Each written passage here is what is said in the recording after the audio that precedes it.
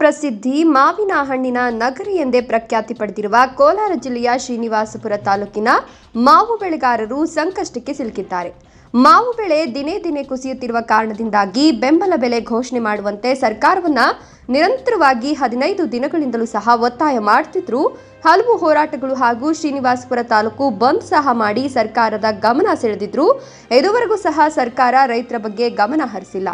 Pulp ಕಂಪನಿಗಳು ಶ್ರೀನಿವಾಸಪುರ ಪಟ್ಟಣದಲ್ಲಿಯೇ ಇದ್ರೂ ಸಹ ಶ್ರೀನಿವಾಸಪುರದ ರೈತರ ಗೋಳು ಕೇಳದೆ ಖಾಸಗಿ ಕಂಪನಿಗಳು ಸಹ ರೈತರ ಜೊತೆ ಚೆಲ್ಲಾಟವಾಡುತ್ತಿದ್ದಾರೆಂದು ರೈತರು ಆರೋಪಿಸ್ತಾ ಇದ್ದು, ಪಲ್ಪ್ ಕಂಪನಿಗಳು ಪಕ್ಕದ ರಾಜ್ಯಗಳಿಂದ ಮಾವಿನ ಹಣ್ಣನ್ನ ಖರೀದಿ ಮಾಡಿ ಕಂಪನಿಯ ಮುಂದೆ ಸರತಿ ಸಾಲಿನಲ್ಲಿ ನಿಂತಿರುವಂತಹ ದೃಶ್ಯಗಳು ಕಂಡು ಬಂದಿದ್ದು, ಚಾಲಕರನ್ನ ಕೇಳಿದಾಗ ಪಕ್ಕದ ರಾಜ್ಯಗಳಾದ ಆಂಧ್ರಪ್ರದೇಶ, ತಮಿಳುನಾಡಿನಿಂದ ಬಂದಿರೋದಾಗಿ ತಿಳಿಸಿದ್ದು, ರೈತರು ಹಾಗೂ ಸಾರ್ವಜನಿಕರು ಕಂಪನಿ ಮಾಲೀಕರ ವಿರುದ್ಧ ಆಕ್ರೋಶ ಹೊರಹಾಕ್ತಿದ್ದಾರೆ.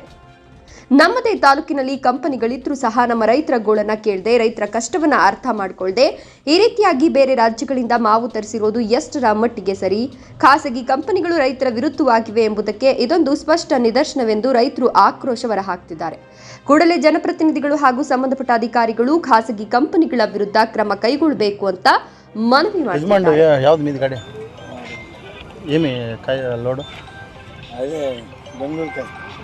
ఎటు నుంచి వచ్చిండేది మీరేనా?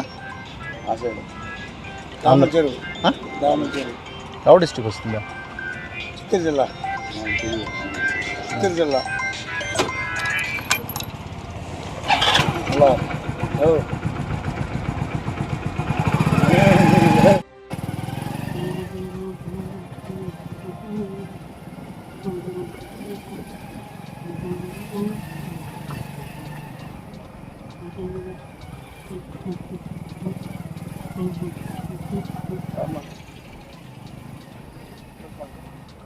కొంచెం